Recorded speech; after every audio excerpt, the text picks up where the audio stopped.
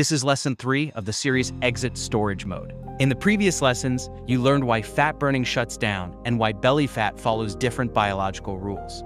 Now we're going to focus on one of the most powerful signals in the body. Not what you eat, but when and how often you eat.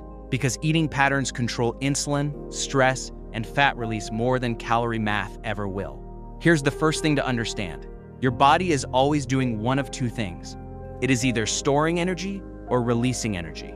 It cannot do both at the same time. And the switch between those two states is controlled primarily by insulin. Every time you eat, insulin rises. That's not a problem. Insulin is not the enemy.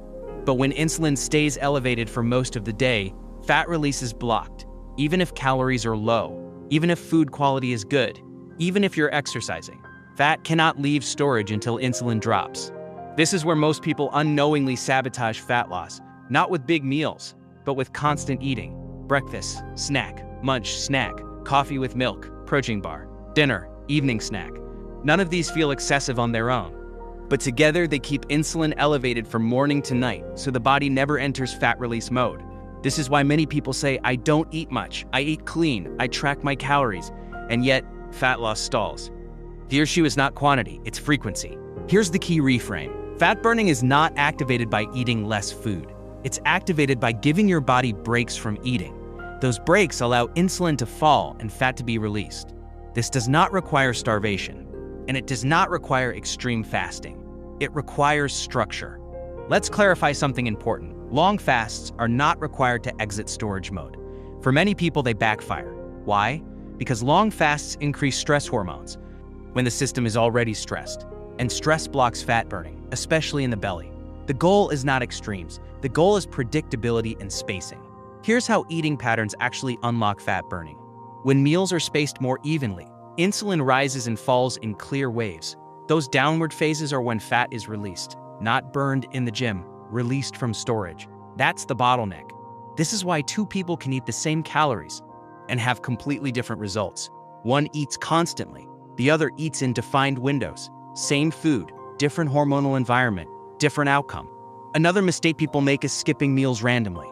Skipping breakfast one day, late lunch the next, undereating then overeating later. From the body's perspective, this looks like chaos. Chaos increases stress. Stress increases storage. Consistency matters more than timing tricks. Here's the principle that actually works. You want fewer eating events, not fewer calories. And you want those eating events to be predictable. This creates metabolic safety, and safety allows fat release. Let's connect this to belly fat specifically. Belly fat is highly sensitive to both insulin and cortisol. When insulin is constantly elevated and cortisol is elevated from stress, belly fat receives a double signal: do not release energy. That's why eating patterns often change the waistline before weight changes.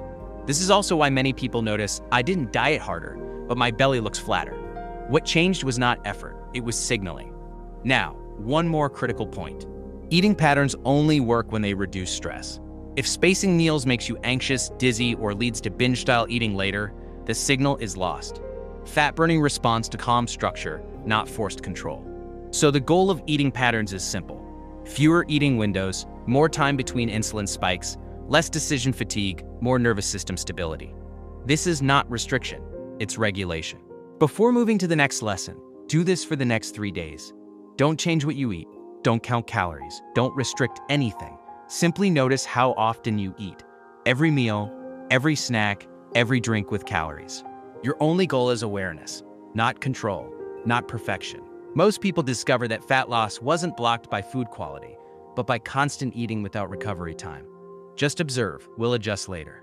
In the next lesson, we'll focus on something that determines whether eating patterns help or hurt: sleep and recovery.